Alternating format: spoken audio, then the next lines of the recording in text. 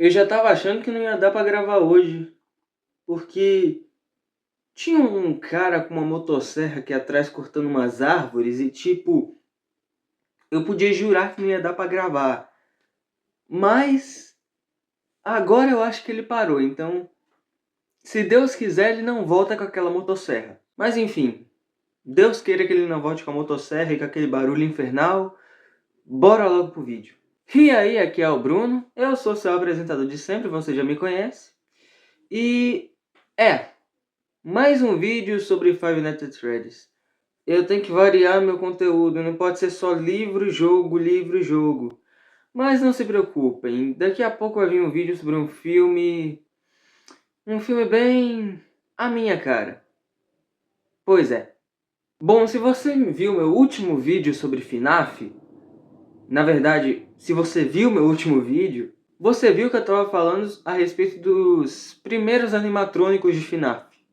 A propósito, aquele vídeo já está desatualizado, porque eu descobri ontem que o Secret of the Mimic, que é o último jogo lançado, é o jogo que se passa antes de todos. Então, aquele vídeo já está quase que praticamente morto. O que eu falei lá está correto, mas o que eu disse de ser sobre os eventos mais antigos já está completamente passado, porque FNAF 4 não tem mais os acontecimentos mais antigos, nem o Into the Pit. Mas bom, eu falei lá sobre os modelos de Springlocks, os animatrônicos criados pelo Harry e Emily. E lá eu falei a respeito de várias coisas envolvendo esses animatrônicos. Por exemplo, foi o Golden Freddy, que é o Springlock do Freddy, que deu a mordida de 83. Foi quem matou a criança chorando, apesar da culpa ter sido do Michael e dos amigos dele. Eu também mencionei que existiam apenas dois, o Golden Freddy e o Springbone. Oficialmente existiam apenas esses dois. E o Springbone, eu acho que todo mundo fã de FNAF sabe que ele vai virar o Springtrap. E o Springtrap é o William Afton com a fantasia de Springbone, só que a fantasia tá toda ferrada. E no universo de Five Nights at Freddy's, o Springbone estava sequestrando as crianças para os experimentos malucos do William Afton. E depois de um tempo, aconteceu o evento do minigame do FNAF 3. Que, a propósito, FNAF 3 se passa em um ponto e os minigames se passam em outro, tá bom? Ok? Tendo dito isso, considerando isso, dá pra ver no minigame que o William foge das almas das crianças depois que as almas delas se libertam. Aí ele entra na roupa de Springbone. Só que a roupa acaba molhando e, como eu disse no último vídeo, as engrenagens do Springlock acabam, dando defeito e o William é esmagado. Agora me diz, como o William Afton não morreu, sendo que ele foi triturado, amassado, espremido na roupa e ainda ficou lá por anos, passando fome, sede e sentindo dor com as engrenagens nas entranhas dele? Esse é o tema do vídeo de hoje. Como o homem por trás do ruim não morre?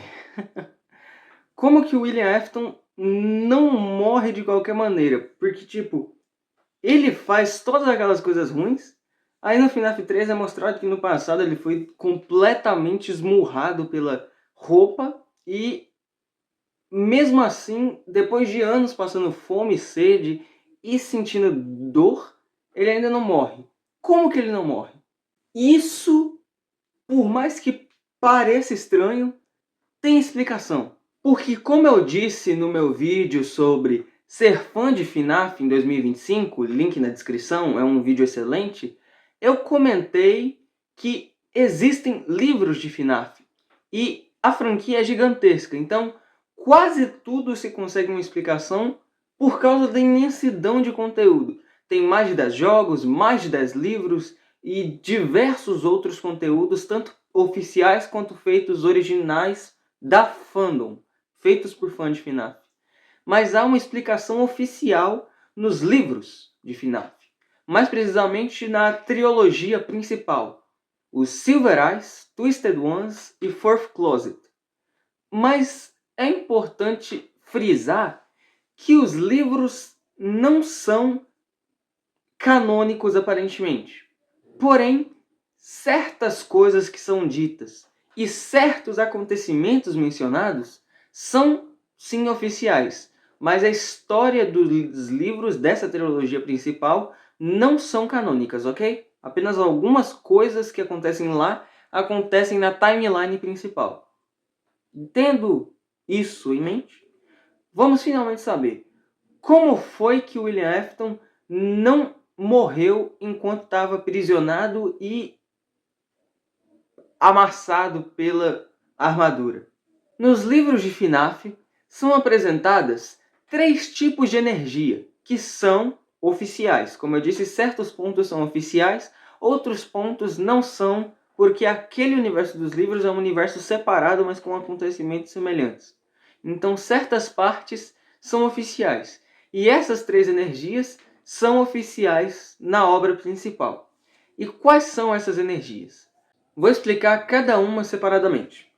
Os remanescentes são como se fossem a alma de uma pessoa ou de um ser vivo, mas precisamente a energia daquela alma é algo presente naquela alma. É uma força, uma energia presente na alma de qualquer ser vivo. Já a energia da agonia é basicamente uma espécie de líquido, em algumas versões, mas em outras ela é uma energia. É como um líquido que penetra nas coisas e consegue dar vida a algumas coisas. É como se fosse um sangue que dá vida, mas não é uma vida de fato.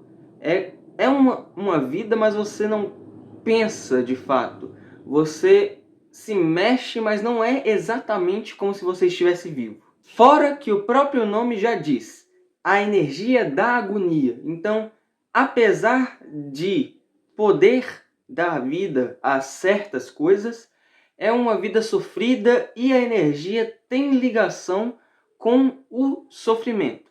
E também temos os Dark Remanescentes, os remanescentes da escuridão.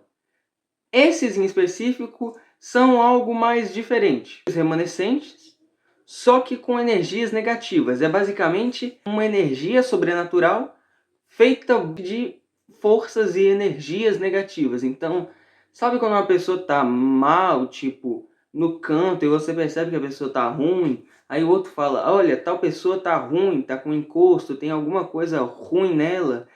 No universo de FNAF, é como se tivesse um Dark remanescente perto da pessoa.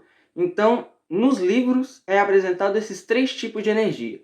Lembre-se deles: remanescentes, energia de agonia e Dark remanescentes. Ok? Tendo dito isso, vamos continuar. Essas 3 energias estão presentes em quase tudo que é vivo. Exceto a agonia, que como eu disse, é um tipo de energia que dá a vida às coisas, mas é uma coisa ligada a sofrimento. Inclusive é importante frisar que a agonia não só dá a vida às coisas. A pessoa que já está viva pode acabar entrando em contato com a energia da agonia e consegue viver, só que ela vive de uma maneira diferente. Como eu disse, é uma energia ligada mais ao sofrimento. E é como se ela não te deixasse morrer. Se é algo que já é vivo, entra em contato com a agonia, se a pessoa estiver na hora de morrer, ou se algo acontecer e a pessoa morrer, é como se aquela energia não deixasse a pessoa morrer. A propósito, é exatamente por isso que o Michael Afton não morreu depois do final de FNAF Sister Location. A propósito, agora eu vou dar um baita de um spoiler de FNAF Sister Location. Então, se você não conhece a história e nem jogou o jogo, pula para esse momento aqui na tela, esse tempo aqui na tela que eu vou deixar, ok? Pula para lá e agora o spoiler. No final de FNAF 5, a propósito, FNAF 5 tem 2 finais, e o final da Scoop Room é o final verdadeiro, onde tem aquela garra. Os animatrônicos entram na forma do Ennard dentro do corpo do Michael. E ele vai convivendo normal, Só que os animatrônicos vão cada vez invadindo mais o corpo dele, até que ele começa a ir apodrecendo, até que em um certo ponto, como está mostrando aí na tela, os animatrônicos saem e fica meio com o corpo largado no chão. Naquele momento, a agonia entra em contato com o Michael, e aí ele volta e a própria energia da agonia regenera o corpo dele, já que o corpo estava inteiramente apodrecido. Então é por isso que o Michael continua vivo depois do Sister Location, beleza? Mas agora voltando pro William Afton. Na cena do minigame de FNAF 3, ele foge das almas das crianças e ele se esconde na roupa de Springbone, antes de virar a roupa de Springtrap. Aí as travas se esmagam o corpo dele e ele fica lá largado, sofrendo por muito tempo. E era para ele ter morrido. Só que justamente a energia da agonia e os Dark Remanescentes entraram junto dele. Na verdade, o William já tinha meio que um Dark Remanescente com ele, depois que ele enlouqueceu e quis botar crianças dentro de animatrônicos. Você conhece essa história toda de FNAF, é basicamente o básico que você tem que saber sobre FNAF. É crianças dentro de animatrônicos matando pessoas por causa que elas foram assassinadas. Mas ele já tinha um Dark Remanescente. Só que quando ele morreu, ele ainda entrou em contato com a agonia. E como eu disse, a agonia não deixa a pessoa morrer, por mais que já esteja na hora dela morrer. Então, apesar do William Afton já estar na hora dele morrer, já que ele foi todo esmagado por causa da armadura, a agonia não deixou ele morrer. Só que, mesmo assim, não morrendo, ele continuou sentindo dor por muito tempo. E ele passou fome, passou sede, estava sentindo dor, mas a agonia não deixava ele morrer. Tanto que ele ficou mais louco que o normal depois que ele foi libertado, depois dele ser salvado, entre várias aspas, para ir para o parque de horror do FNAF 3. Aí rola lá os eventos de FNAF 3, era para o William ser queimado, mas ele consegue fugir, ele vira o Scrap Trap.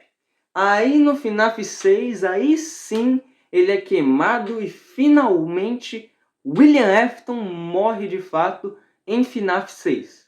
Até ser lançado o FNAF Security Breach e lá William Afton ter quase voltado à vida. Na época a gente achava que era o William Afton, mas agora que lançou o Secret of the Mimic, a gente descobriu que na verdade era o Mimic se passando pelo William Afton. Então, sim, William Afton está morto desde FNAF 6, beleza? Agora você sabe finalmente como é que o William não morreu. Foi por causa que a energia do Dark Remanescente que já estava com ele, misturado com a agonia, não deixava ele morrer, mas ele continuava sofrendo e sofrendo durante todo aquele tempo que ele passou trancado em uma sala secreta em FNAF 1. Isso, inclusive, facilmente podia virar um vídeo explicando essa parte. Por causa disso, ele ficou maluco, porque apesar de não morrer, ele estava com fome, com sede, sentindo dor, por causa que tinha várias peças dentro dele. E ele enlouqueceu cada vez mais. Ele já estava meio maluco, aí depois de ter passado tudo isso, aí que ele ficou maluco mesmo. Aí ele é tirado daquela sala depois de muito tempo para ele ir para aquele parque de terror. Ele é pego daquela sala lá secreta e ele é enviado para participar, sem ele saber, daquele parque temático de terror da Freddy Fazbear do FNAF 3. E lá acontece a história de FNAF 3, depois do FNAF 6, tudo lá. Aí ele finalmente morre queimado em FNAF 6, naquela armadilha infinita criada pelo Henry.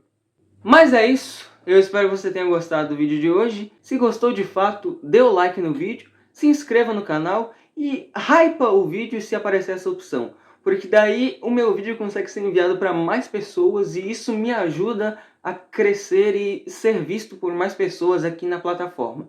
Também comenta o que você achou. Comenta também se eu falei alguma informação errada, porque isso é bem possível.